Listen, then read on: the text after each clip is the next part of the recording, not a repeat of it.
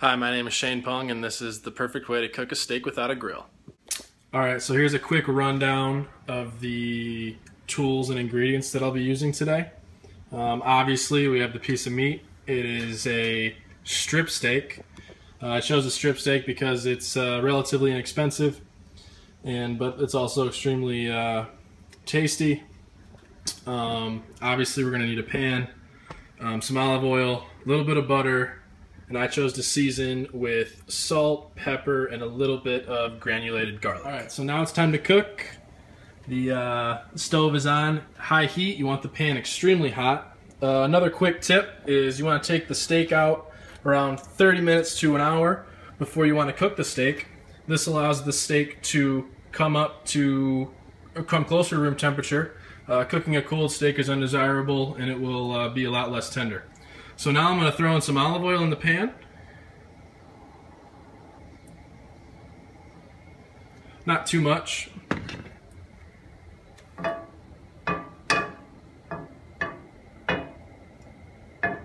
And we're looking for just before the smoke point of the oil. Again, you want this pan extremely hot.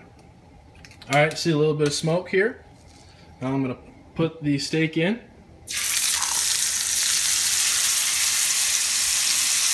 Hear that sizzle is exactly what you want. Right now I'm going to push the steak down to ensure that all parts of the steak are in contact with the pan.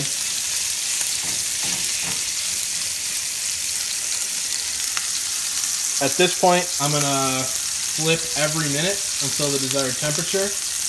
I'm aiming for around medium rare.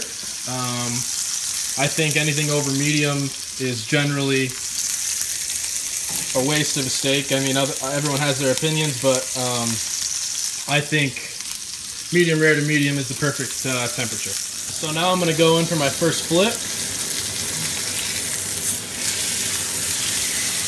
Some nice color and some nice crust there with the seasoning. That's exactly what you're looking for. Now I will keep flipping for each minute until the desired temperature. A solid way that you can check to see if your steak is done the correct way is the feel of it. If it's got a lot of pushback, that means it's rare. If it's got a medium amount of pushback, obviously that means it's medium. If there's no pushback at all, that generally means the steak is well done. At this point, it's been about 4 minutes, and now I'm going to introduce the butter to the equation. The butter is just going to give it some flavor. It's going to give it some flavor while adding some richness. All right, after about 5 minutes now, the steak is nearing the end. It's got a decent amount of pushback, so I think that it's basically ready now. You see it's got some nice color, a nice crust on there as well. So I'm going to take it off and put it on the cutting board.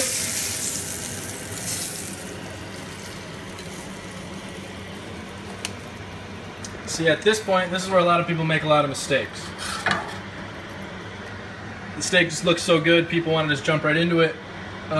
This steak needs at least 5 minutes to rest.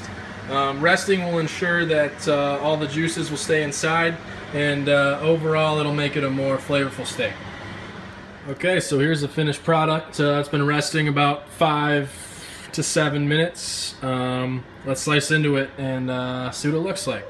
Alright, so after about 5 minutes of cooking and about 7 minutes of resting, this is what the finished product looks like after slicing.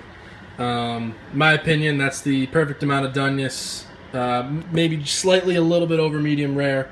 But as you can see, it's got some nice crust and also a nice pink color on the inside.